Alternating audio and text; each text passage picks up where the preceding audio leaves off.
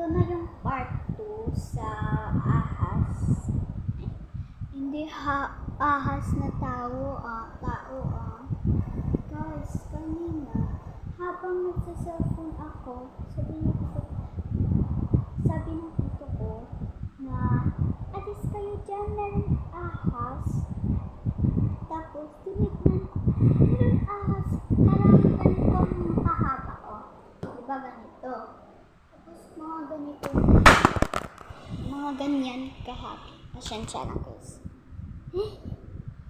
Tapos, guys, ganyan. Tumakbo ako guys. Sabi ko, sabi ko, Mami, meron ahas. Tapos, yung mga aso namin, wala naman alam na may ahas. So, oh my God, guys. So, like and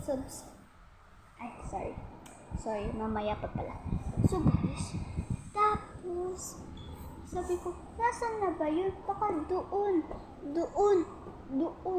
Baka doon. Sabi ko. So, sabi nila na,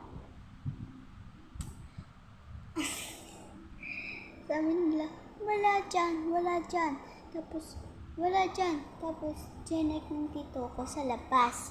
So, wala naman eh. Tapos, wala naman eh. Okay? Of the video. Guys, like and subscribe. And please comment din kayo. Bye-bye!